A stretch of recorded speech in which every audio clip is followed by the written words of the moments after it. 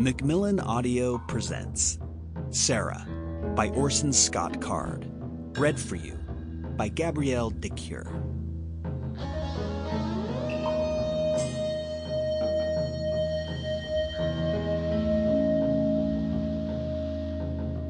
Part 1. Out of the Desert.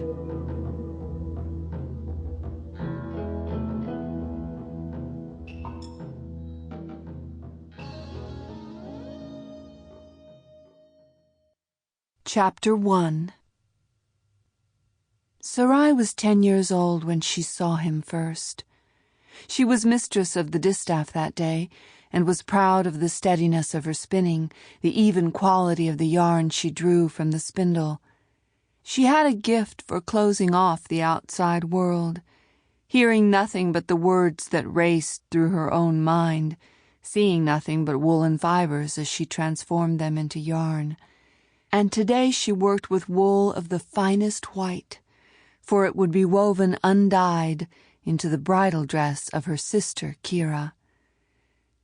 Into the yarn, from time to time, she added a red gold hair plucked from her own head. It would be almost invisible, yet in the sunlight there would be the slightest sheen of color in the dress. Her sister would be embraced by Sarai even as she was given to her husband. A part of Sarai would go with her to the distant places where she would live. A desert man, a wanderer. What was father thinking? And all because the man was supposed to be of an ancient priestly lineage. "There's power in their blood," father said. "My grandchildren will have it." As if father were not the rightful king of Ur, with plenty of godly power in his own blood.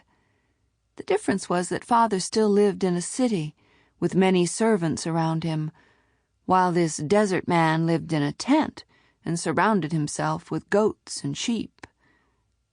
"Let us buy his wool, father, and pay for it with olive oil, not with the life of my dear sister, my truest friend." As she thought of words she wanted to say, her eyes filled with tears, and she had to stop the spindle lest she mar the yarn through her blindness. Only now, with her spinning stopped, did she notice the flurry of voices at the door. "Then come to the courtyard. My younger daughter will draw you water from the cistern." Father's voice, which meant that Sarai was the daughter who must draw the water for this visitor. She laid aside distaff wool and yarn, and blinked her eyes to clear them. 2 feet stood before her, grayish-white with the dust of travel, creased and cracked from the dry air. She had never seen feet so weary-looking. "I'm afraid I've interrupted you," said a voice.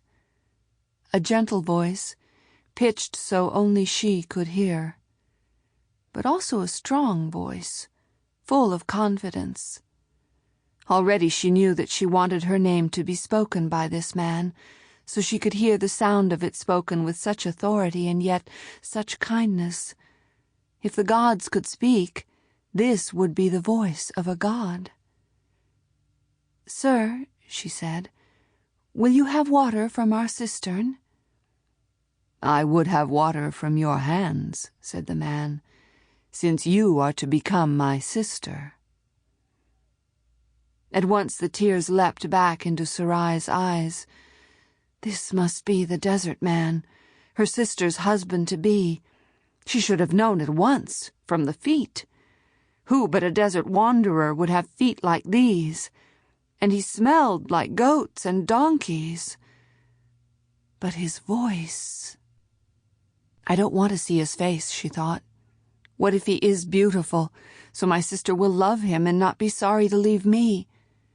And what if he is ugly, and I have to be afraid for her, going off into the desert with a monster? "I will draw water for you, sir." Not looking up, she strode to the cistern, walking boldly, so he would know she did not fear him, though she would not raise her eyes to see him. She climbed the short ladder and pulled upward on the water. Sample complete. Ready to continue?